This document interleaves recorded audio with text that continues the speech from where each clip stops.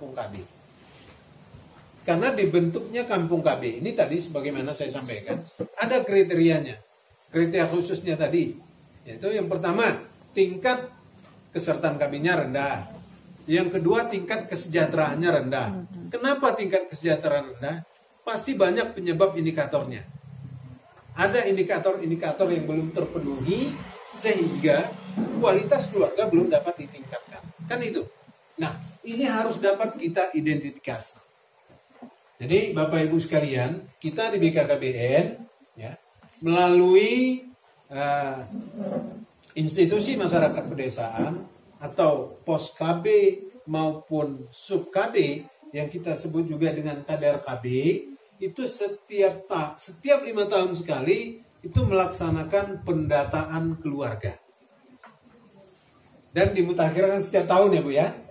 Nah, ini juga sambil mensosialisasikan ini, seharusnya 2020 ini kita melaksanakan pendataan keluarga, tetapi karena pandemi kemarin, ini diundur menjadi 2021, nanti Ibu diharapkan ini kita sama-sama akan melaksanakan pendataan keluarga. Jadi kita punya data Bapak Ibu, yang sifatnya adalah data mikro. Kalau BPS itu datanya makro. Termasuk data capil itu bisa saya katakan data makro juga. Yang ada di capil. Tetapi kita punya data mikro sampai ke individu. Selain demografi, kita juga punya data 28 indikator pembangunan keluarga. Dari situ saja sebenarnya Bapak Ibu kita bisa mengidentifikasi. Nanti Bu Rini bisa akses karena bisa langsung akses ke sistem informasi keluarga. Kita punya data, Bu Rini? Punya Pak. Punya. Nah, sudahkah ini data dimanfaatkan? Sudahkah kita identifikasi apa permasalahan yang dihadapi di desa kita?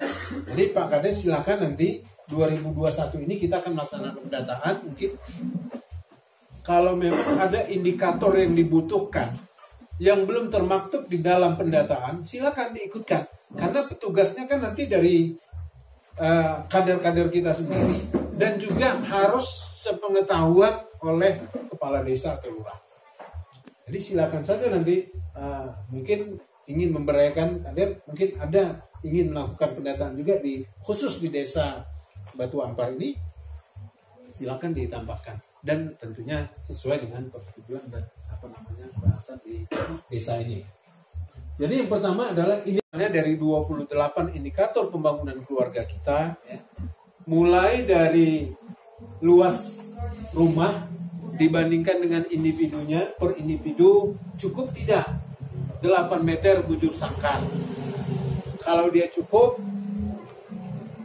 dianggap dia sudah melewati tahapan KS1 atau prasejahtera. Kalau belum, berarti dianggap dia masih prasejahtera. Contohnya gini Bapak Ibu, misalnya rumah tipe 36 lah ya. 36 itu 6 kali 6 ya? Iya. Iya Pak. Kalau jumlah individunya ada 9, terpenuhi enggak? Tidak. Berarti ini termasuk yang tidak terpenuhi. Jumlah luas lantainya terbuat dari tanah sebagian besar. Bahkan sampai ke indikator penggunaan bahan bakar, apakah masih menggunakan kayu, arang, sudah menggunakan minyak tanah atau gas, atau penggunaan jamban keluarga, masih milik bersama atau jamban lainnya itu yang jamban lempar kalau di das itu, atau jamban bersama. Dari situ kan bisa muncul intervensi program kegiatan dilaksanakan secara sehat untuk kampung ini oleh Pokja, ya. Sehingga penentuan prioritas masalah dan output atau hasil yang ingin dicapai, ya, ini dapat dituangkan di dalam rencana kerja. Kalau sudah memiliki rencana kerja, tentunya kita tinggal, nah ini mau dibawa kemana? Apakah cukup ditalangi dengan dana desa misalnya? Atau kita butuh dukungan dari dinas sosial? Atau kita butuh dukungan dari PUPR? Kalau untuk permodalan mungkin ke koperasi. Kalau mungkin kita butuh skill untuk pengemasan barang, pengepakan barang, mungkin kita ke Perindak. Karena BKKBN kita tidak bisa membantu lagi permodalan. Kalau dulu mungkin modal PPKS kita bisa bantu, tapi kita hanya bisa memfasilitasi Bapak Ibu. Termasuk karena banyak yang tanya, ini kampung KB sudah dibentuk, ini dukungannya apa? BKKBN tidak bisa mendukung secara dukungan fisik Bapak Ibu. Karena BKKBN sebenarnya adalah pembangunan keluarga. Kita bersentuhan langsung kepada keluarga melalui pembinaan dan penyuluhan. Tetapi secara fisik ini tentunya disesuaikan dengan dukungan lintas sektor yang berwenang yang saya sebutkan tadi. Jadi perlu dibentuk tim Pokja. Dari Pokja ini ya silakan. Siapa yang perlu kita advokasi? Tim advokasi inilah yang perlu bergerak untuk mensosialisasikan baik kepada lintas sektor maupun kepada masyarakat. Sehingga pada akhirnya kita akan bisa melaksanakan intervensi kegiatan. Jadi itu Bapak Ibu sekalian. Tetapi jangan lupa seluruh kegiatan ini ada pembukuan, ada pencatatan, makanya ada pelaporan. Bahkan laporannya sudah disediakan melalui online Bapak Ibu. Nah ini tolong juga dimanfaatkan. Nah dari hasil identifikasi kita punya masalah apa, kita punya potensi apa. Nah ini bisa diramu di dalam bentuk semacam buku atau leaflet yang bisa kita sosialisasikan melalui media link pelaporan ini. Karena link pelaporan ini bisa kita jadikan semacam website. Nah ini sudah dimanfaatkan belum? Nah ini tolong nanti dioptimalkan Bu Rini selaku korlap di Merigi ini berapa orang? Cuma satu ya? Iya. Berapa desa? 7 desa 1 kelurahan. 7 desa 1 kelurahan berarti 8. Iya. 8 ya, 1 orang ya, agak lumayan lah. Tetapi memang ini tetap harus optimal. Jadi harus bisa membagi waktu dan memprioritaskan. Demikian juga permasalahan kita Bapak Ibu. Kalau kita nggak tahu masalahnya apa, mau minta dukungan juga nggak dukungan apa. Gitu. Tetapi ini harus selalu kita laksanakan secara rutin. Makanya Pokja kalau sudah terbentuk, ini harus ada sebenarnya semacam pertemuan yang diagendakan secara rutin. Sehingga benar-benar ini kita bisa menentukan, merumuskan prioritas permasalahan dan goalnya apa.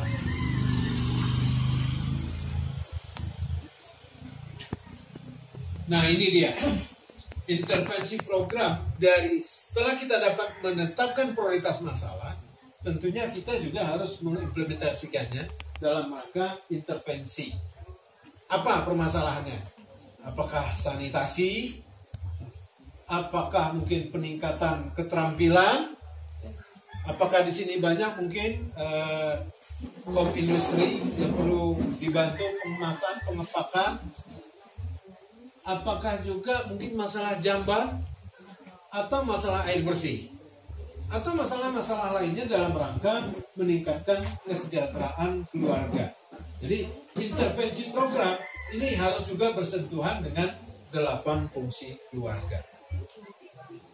Jadi kalau dari 28 indikator pembangunan keluarga ada yang tersilang dia.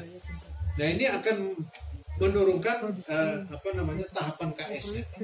Kita bukan ingin mengkastrakan ya, tetapi dalam pembangunan ini tools kita aja, alat kita saja untuk melihat ini klasifikasinya di mana. Terbinanya kesertaan KB itu pasti ya, karena tujuan utama kita ya, adalah terbinanya kesertaan KB secara lestari. Apalagi di masa pandemi ini, jangan sampai ada yang putus. Karena harapan kita, kalau warga kecil bahagia sejahtera ini, insya Allah akan tercapai. Tersedianya pusat-pusat pelayanan KKBPK atau Bangga Bencana, ya, yaitu adalah Bina Keluarga Balita (BKB), Bina Keluarga Remaja (BKR), Bina Keluarga Lansia itu untuk PKL, dan Pusat Informasi dan Konseling bagi Remaja, serta UPPKS dan Posyandu yang bersinergi dengan sektor lainnya dan dapat diakses keluarga dengan baik. Jadi memang ini harus sudah terbentuk. Ya. Jadi untuk Bapak Ibu yang mempunyai balita, dia akan mendapatkan asupan informasi dan keterampilan bagaimana mendidik balita itu di kelompok BKB. Bapak Ibu yang mempunyai remaja, agar tahu tumbuh kembang remaja, agar tahu, karena remaja ini rentan Bapak Ibu. Kita selaku orang tua itu harus mampu mengawasinya dan melihat perubahannya. Ada nggak perubahan yang signifikan? Kita harus mampu. Maksudnya apa? Anak ini lihat pergaulannya, ada tidak penggunaan obat yang terlarang atau pergaulannya. Kita ini harus harus selalu melihat perkembangannya. Kita harus selalu mengawasinya sehingga anak tidak terjerumus. Makanya tadi fungsi agama itu paling utama. Kalau fungsi agama sudah berjalan, saya yakin Bapak Ibu juga tingkat kecemasannya itu akan berkurang. Tetapi tetap kita harus selalu waspada.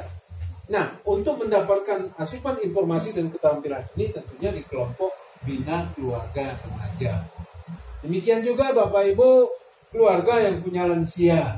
Nah, bagaimana memberikan perhatian dan penanganan terhadap lansia, tentunya kita mendapatkan materi itu di kelompok lansia.